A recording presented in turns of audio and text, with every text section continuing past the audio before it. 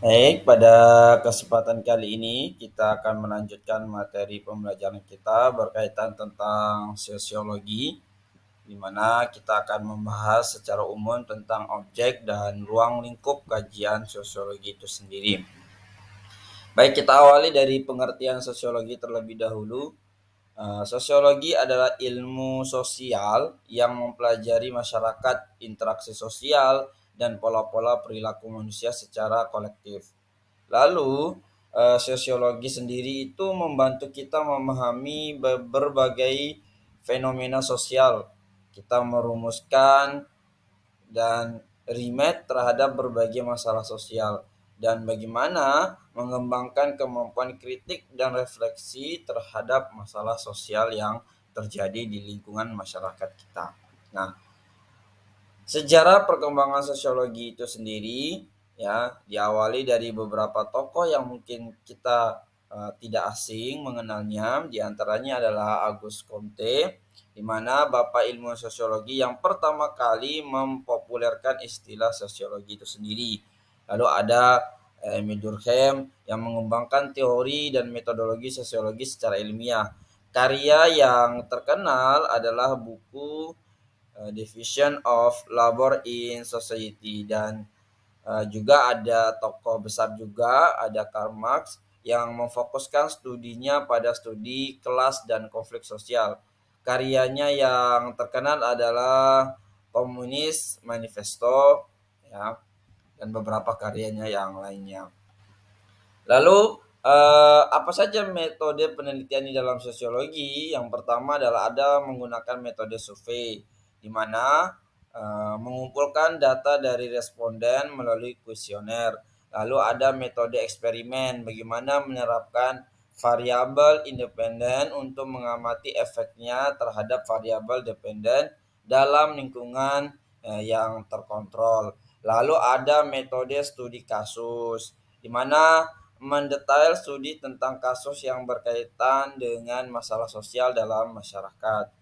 Lalu ada metode analisis statistik, di mana melakukan analisis pada data untuk menemukan hubungan antara variabel yang kita amati. Lalu, teori-teori sosiologi yang beberapa yang mungkin kita sudah pernah mendengarnya. Yang pertama adalah teori konflik, di mana konflik merupakan bagian yang wajar di dalam masyarakat dan merupakan hasil dari ketidakadilan dalam distribusi sumber daya. Nah, sifat kelas menjadi pusat perhatian di dalam konflik sendiri.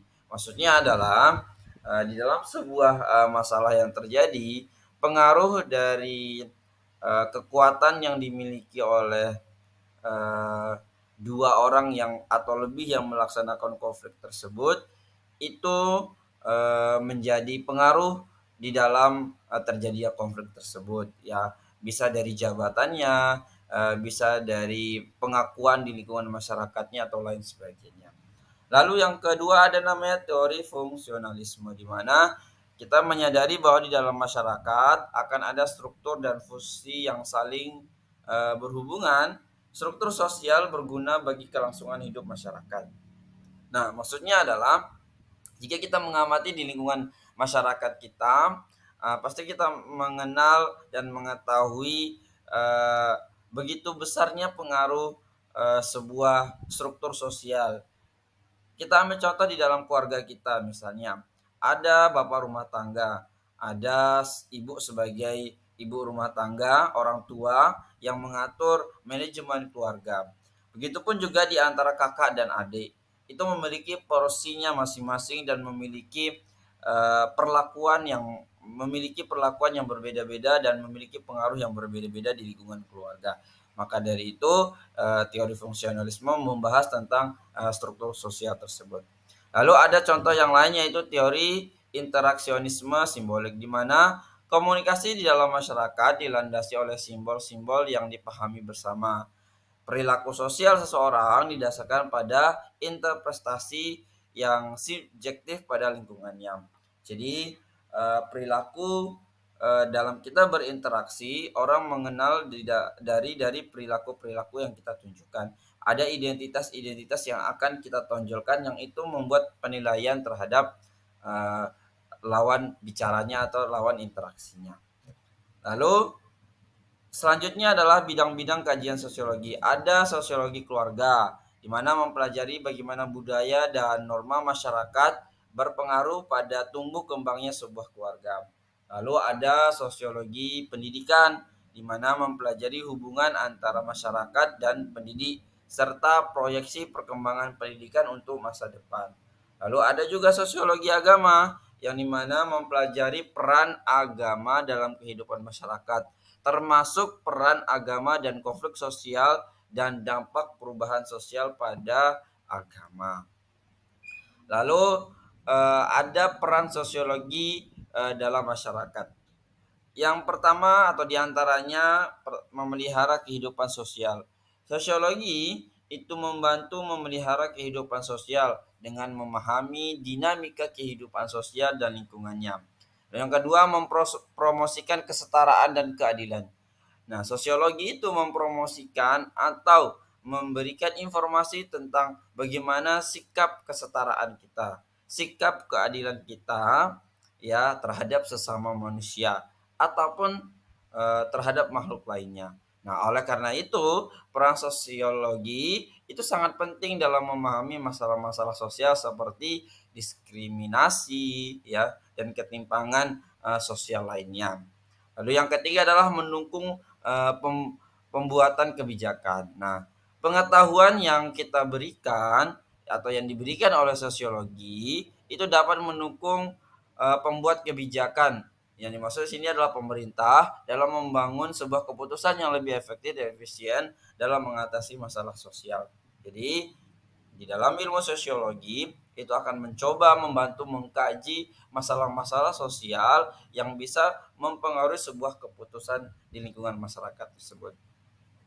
Lalu bagaimana penerapan sosiologi dalam kehidupan sehari-hari? Nah, yang pertama adalah menjadi seorang yang peduli sosial. Dengan kita memahami konsep sosiologi dan kompleksitas kehidupan sosial, memampukan diri kita untuk menjadi lebih peduli pada lingkungan sosial sekitar dan turut membantu bagaimana mengembangkan lingkungan sekitar kita. Lalu yang kedua adalah menentukan pilihan hidup dan karir. Dengan mengetahui aspek-aspek sosial dan kebutuhan di dalam masyarakat dalam pengambilan keputusan karir dan pilihan hidup kita. Nah, ini tentu mempengaruhi. Nah, ini dipengaruhi dari mana? Dari bagaimana penerapan sosiologi dalam kehidupan kita. Yang ketiga adalah menciptakan hubungan sosial yang lebih baik. Nah, studi sosiologi membuka pemahaman kita untuk memahami bagaimana masyarakat berfungsi dan bagaimana membangun hubungan sosial yang lebih baik. Lalu yang terakhir adalah mendalami memahami kehidupan manusia, di mana menjadi lebih terpesona terhadap pandangan dan proses dalam lingkungan sosial, serta membantu memahami cara berpikir manusia yang lebih kompleks. Pada kesimpulannya bahwa kita menerapkan sosiologi atau mempelajari dan memahami ilmu sosiologi akan membantu menjalani kehidupan kita sehari-hari agar lebih baik lagi, terutama dalam bentuk interaksi kita, komunikasi kita kepada sesama masyarakat di lingkungan kehidupan kita. Baik, terima kasih. Itu yang dapat kami sampaikan pada kesempatan kali ini. Semoga kita selalu tetap semangat walaupun pembelajaran kita adakan dalam bentuk daring. Mudah-mudahan kita bisa bertemu dan berkunjung di kesekretariatan kita di Arso 2 di Kampung Yowanaen ya di Jalan Merpati nomor 51. Kami sangat menunggu kehadiran Bapak-bapak, Ibu-ibu semua untuk dapat ikut bergabung ikut belajar secara offline.